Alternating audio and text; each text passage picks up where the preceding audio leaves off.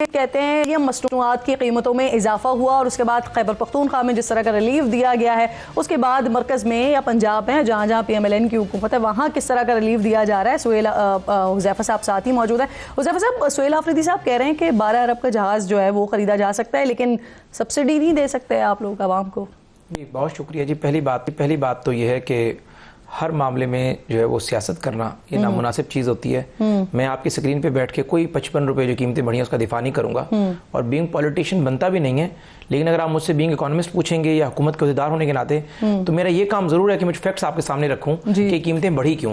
यानी बहुत सारे लोग होते हैं ना, बात करते हैं कि जी PTI के दौरे हुकूमत में $120 फी बैरल कीमत थी और पेट्रोल आपको $150 मिल रहा था। यानी आधी बात बता देते हैं कि नमाज ना पढ़ो, आगे नहीं बताते अगर नशे की हालत में हो। यानी वो $120 जब कीमत थी तो डॉलर उस वक्त 70 रुपए के ऊपर था और जब हमारी अदम एतमाद की तहरीक मुकम्मल हुई तो डॉलर 325 पे चला गया था। यानी आप यूं समझेंगे वो $120 फी बैरल की कीमत उस दौर के हिसाब, अगर आज के दौर के हिसाब से 60 रुपए बनती है। और दूसरी बात ये कि IMF इस मुल्क से नाराज ही इस बात पर हुआ। लेकिन पहले आपकी पहले वाली बात को तो मुकम्मल कर लेना, ये भी इसमें ऐड करें ना साथ साथ कि उसमें लेवी कितनी थी और जो लेवी थी वो 25 से 30 रुपए ले रही थी। अगर आप मुझे मौका देते हैं, 100 रुपए का लेवी है। आपके चुपते हुए सवाल का जवाब दे चुका हूं। आप 25-30 पे शोर करते थे। आ रहा हूं जी, बिल्कुल उसी पे आ रहा हूं। बेसिकली 150 रुपए के ऊपर पेट्रोल की कीमत थी। इस ये बात ना आप बताएंगी ना कोई और हमारा दोस्त बताएगा कि इसी बात पर तो IMF नाराज हो गया था कि IMF कहता था कि हमने तुम्हें कर्जा तो दे दिया है, हम कर्जा वापस कैसे लेंगे। कर्जा वापस लेने के इस मुल्क में एक ही तरीका है कि लोग पेट्रोलियम मसनूआत खरीदते हैं और रियासत वहां से टैक्स कलेक्ट कर सकती है। इमरान खान ने कहा नहीं, मैं पॉपुलर डिसीजन करूंगा। पॉपुलर डिसीजन ने रियासत के बट्टे बिठा दिए।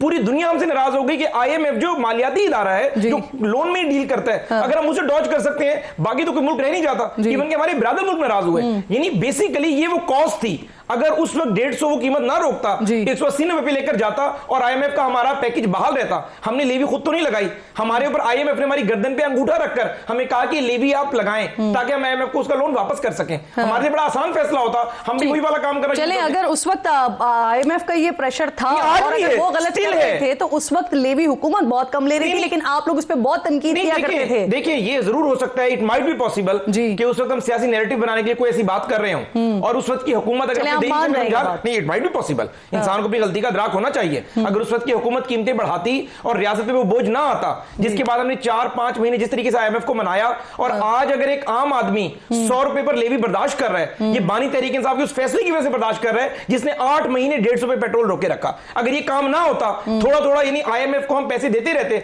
IMF इतनी सख्त शरायत रखता ही ना। और आज आप ये कह देते हैं कि पेट्रोलियम मसनूआती कीमतें उनके दौर में ये थी, भाई उस पेट्रोलियम मसनूआत की वजह से तो मुल्क का ये हाल हुआ, इकोनॉमी यहां तक पहुंची। अगर आज हमें IMF अलाउ कर दे, मुझे आप ये बताएं हमारी लेवी इस वक्त कह रहे हैं कि 86 से हमने 104 कर दी है। ये सारे के सारे पैसे IMF के पास जाते हैं जो हमने लोन नहीं, बानी तहरीक इंसाफ के दौर में पैकेज का ऐलान हुआ, उसके बाद वो पैकेज भी जो टूट गया, फिर दोबारा वो प्रोग्राम बहाल हुआ।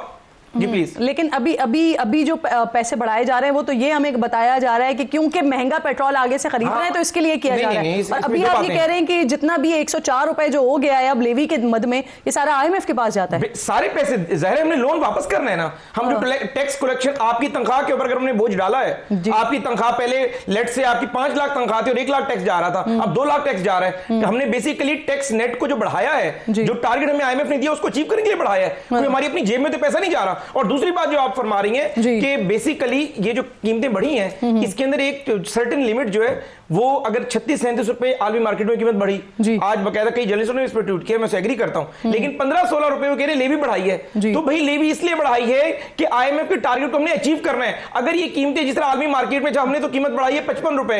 अच्छा, ये जो अभी इजाफा हुआ है हमारे पास से, ये IMF के दबाव पर हुआ है? नहीं, दो बातें हैं इसके अंदर। ये इजाफा इसलिए किया गया है कि अगर अल्लाह ना करे आलमी मार्केट में कीमतें इतनी ज्यादा हो जाएं कि हम वो बोझ अगर आवाम पे ना डालें तो फिर IMF की ज़ाहिर जो शर्त है हमें लेवी को अपना कम करना होगा। अगर हम लेवी को कम करेंगे तो फिर क्या होगा? ज़ाहिर IMF को मुझे कर्जा सर, मैं बाकी ममालिक को देख रही हूं, इंडिया, बांग्लादेश, बाकी ममालिक में कभी बानी तहरीक इंसाफ नहीं आया, कभी इसको सेटल करने के लिए आपने ये नहीं किया। छोड़ देना तहरीक इंसाफ को। 2022 सर, अब 26 आ गए। अब अगर आप कर्जों का खसारों का देख रहे हैं ना तो वो आपके पलड़े में ज्यादा आ रहा है। माफ कर दें सर।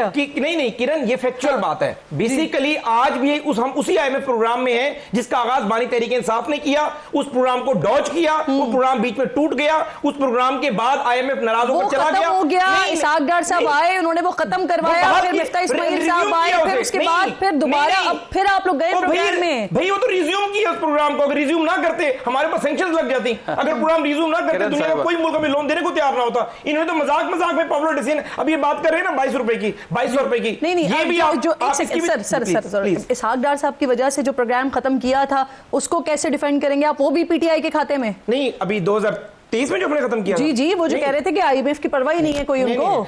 इसहाक डार साहब ने ये कहा था कि जो प्रोग्राम हम बहाल कर रहे थे उसके हवाले से IMF ने शरायत लगाया जा रहा था, तो डार साहब ने एक स्टेटमेंट दिया था कि IMF की जरूरत नहीं है। वो उस प्रोग्राम की बहाली जो बानी तहरीक इंसाफ के दौर में मुअत्तल हो गया था, और हमने दोबारा जो प्रोग्राम नई टर्म एंड कंडीशन पे शुरू किया वो उस प्रोग्राम की कंटिन्यूटी थी। IMF का हमने लोन देना था, IMF से क्लियर नहीं हुए। आप थोड़ा मिक्स कर रहे हैं, मिक्स कर रहे हैं। मैं बता दूंगा, इसहाक डार साहब ने उसे मुअत्तल करवाया था, मिफ्ता इस्माइल साहब ने उसे करवाया था। मैं आपको बताया तो नहीं, ऐसा नहीं, इस्माइल साहब ने करवाया था सर, फिर इसहाक डार साहब आए, उन्होंने बंद करवा दिया प्रोग्राम। मैं बता रहा हूं आपको, मुझे मुकम्मल करना है। जी सर, एक सेकंड के अंदर अर्ज ये है कि बानी तहरीक इंसाफ 2019 के एंड में IMF प्रोग्राम में गए, 2021 में उसी IMF प्रोग्राम को IMF ने मुअत्तल कर दिया।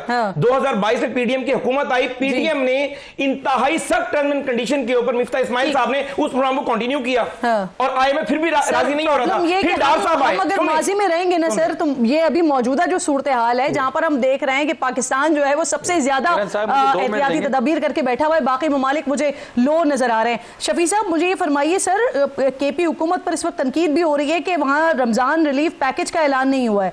वजीर आला साहब ने इतराफ किया है कि कुछ टेक्निकल इशूज हुए जिसकी वजह से रमजान पैकेज में ताखीर हुई है, तो अब तक कितने मुस्तहिकीन हैं जिनको पैकेज मिल सका है, इस पर भी रिस्पॉन्ड कर दीजिएगा।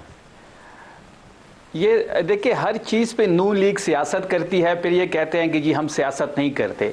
जहाँ तक रमज़ान पैकेज की बात है, 2 लाख खानदानों तक को पैसे मिल चुके हैं। कल मंडे को इंशाल्लाह हम 9 लाख की फिगर पे पहुंच जाएंगे। ये जो एक प्रोपेगेंडा कर रहे हैं कि जी रमज़ान का पैकेज, लोगों को पैसे नहीं मिल रहे, आए देखें, पूछे, आप किसी भी रिटेल स्टोर पे जाए, किसी भी डिजिटल वॉलेट के पास जाए, वो आपको बता देगा। देखिए, जो हुज़ैफा साहब ने यहाँ पे बात की पेट्रोल के हवाले से, सारी गलत बयानी की। पहली बात कि जब हमारी हुकूमत आई तो डॉलर 134 का था, और जब हम छोड़ के गए डॉलर 184 का था। आज डॉलर 285 का है। इन्हीं की हुकूमत में ये डॉलर 330 तक जा चुका है, और मसनूई तरीके से इन्होंने रोका हुआ है। और जहां तक लेवी की बात है, तो लेवी, जब आपको याद होगा कोविड आया तो इमरान खान साहब ने 20 रुपए की लेवी थी उस टाइम, हमने लेवी खत्म कर दी थी। इसके साथ साथ आज आप देख ले कि आपने 80 रुपए की बजाय लेवी 105 पे ले गए हैं, पहली बात। और आप सबसे ज्यादा महंगा पेट्रोल इस खत्ते में बेच रहे हैं। इंडिया में प्राइसेस नहीं बढ़ी, श्रीलंका में प्राइसेस नहीं बढ़ी, बांग्लादेश में प्राइसेस नहीं बढ़ी ना। एक तरफ जंगी सूरत हाल चल रही है, दूसरी तरफ हमारे पास ये जो पेट्रोल बम गिर गया है, इसके ऊपर बातचीत हो रही है। उसमें एक और बहुत अहम इशू है जिसके ऊपर बात करना चाह रही हूं मैं पिछले 3 दिन से। मुझे 2 मिनट दे दें, मुझे 2 मिनट दे दें। नहीं, मैं नहीं, अभी सबर, आप काउंटर क्वेश्चन ना करें। ये सिर्फ जो जंगी सूरत हाल है, क्या सिर्फ वो पाकिस्तान के लिए है? क्या इंडिया के लिए नहीं है? क्या बांग्लादेश के लिए नहीं है? क्या श्रीलंका के लिए नहीं है? इन्होंने तो खुद कहा था कि हमारे पास 28 दिन का स्टॉक पड़ा हुआ है। जब 28 दिन का स्टॉक आपके पास पड़ा हुआ था पेट्रोल का, तो वो उस पेट्रोल पे आपने कीमत कैसे बढ़ा दी? ये किस किस्म का डाका आप मारने जा रहे हैं? शफी साहब तो डाके मारने आई हुए हैं, लगा रहे हैं। बहुत इंपॉर्टेंट